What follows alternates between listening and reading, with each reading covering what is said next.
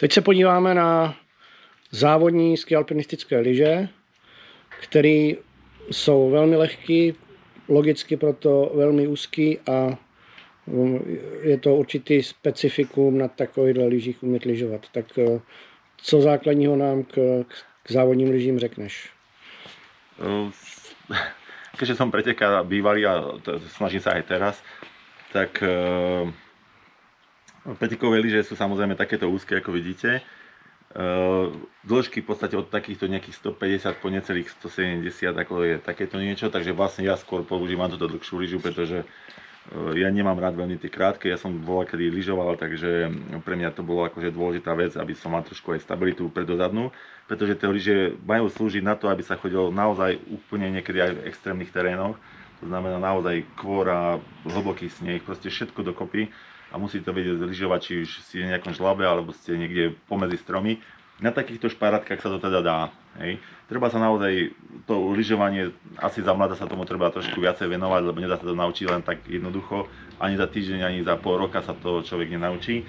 No a tie lyže majú rôzne charakteristiky. Každá z týchto lyží, ktoré tu máme, je úplne iná. Dá sa povedať, že dosť odlišná.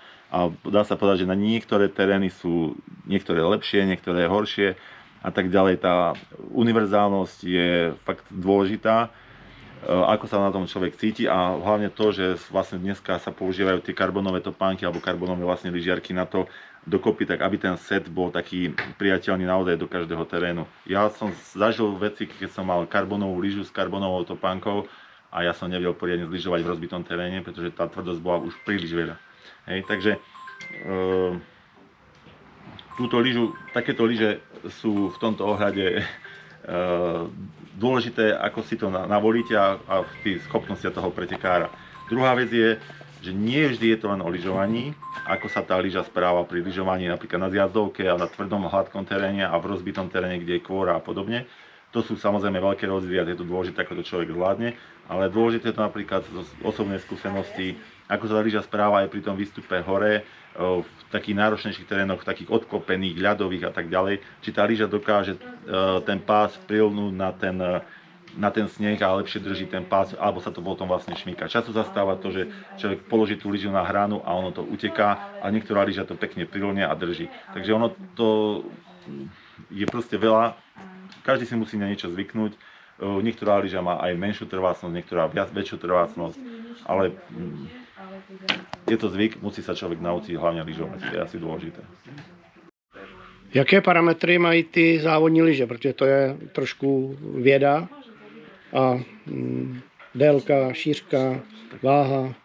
V podstate tá váha je asi najpodstatnejšia, alebo jedna z takých podstatných parametrov, ale tá sa pohybuje okolo tých 700 gramov plus minus. Viem, že tie firmy nemajú problém vyrobiť ešte ľahšiu lyžu, ale to dôležité je tá vlastne pevnosť, aby sa dalo vlastne na tom lyžovať naozaj v hociakom teréne. Je pravda, že už teraz sú napríklad lyže pretekové, ktoré sú na vertikále stávané, ktoré sú postavené tak, že nie sú určené na lyžovanie. Je to sranda, ale je to v podstate na tom, aby človek sa dostal len do kopca. Takže teraz takže vlastne tá šírka tých lyží je okolo 63 až 65-66 mm. Samozrejme to závisí od toho, že čím je širšia lyža, tak v podstate ten stlak tej lyže pri tom lyžovaní je trošičku väčší, svoje hrá vlastne tá rova, tá dĺžka ako taká a potom samozrejme tá pružnosť toho materiálu. Váha okolo tých 700, ako som spomínal, tam sú samozrejme tie váhové limity. Na pretekoch musíte mať nejaký myslím, že 750 gramov aj s viazaním, hej, tá jedna lyža aj s viazaním. Takže závisí to samozrejme potom, ženy môžu mať kratšiu lyžu, muži musí mať akože trošičku dlhšiu. Tam je myslím minimum nejak 150 a 160 cm. 160, tam možno sú nejaké výnimky kvôli tomu, že ak je niekto veľmi malý a podobne. Ale tieto váhy sú akože fakt dôležité, ale zase nie je to zase až natoľko dôležité, aby tá lyža vydržala, pretože ja som zažil za celý život veľa takých ľudí, ktorí prišlo do cieľa a hádzalo lyže do kúta, pretože boli polámané, pretože tie experimenty s váhou a tak ďalej prebiehali a vlastne prebiehajú stále. ale naozaj, čo ja napríklad Skitrap viem, podali mi, nie je to vôbec problém vyrobiť, ale radšej si zachovajú tú lyžu tak, aby sa vlastne to nedokázalo normálne za nejakých okrem nejakých extrémov, tá lyža sa nesmie zlomiť. No a ještě vlastně vykrojení ty lyže, když je takhle úzká, tak jsou to víceméně podle těch poloměrů, dá se říct, lyže pro delší oblouky. Takže v podstate áno, jasné. Ono to súvisí trošku s vecami takýmito, že ten polomer je rádius napríklad, hej, v podstate okolo 22, 23, 25, v podstate niečo takéto rozmedzie. To znamená, že ten človek naozaj musí robiť teoreticky aj väčšie oblúky a tak ďalej, že netočí to samé. V závislosti od tvrdosti tej špičky potom tá lyža možno teoreticky viacej alebo menej točí. Lenže tam je druhá vec, ten rádius je dôležitý aj kvôli tomu, ako sa tá lyža správa hore tým kopcom. To je na to, aby to držalo pri tých traverzoch a tak ďalej.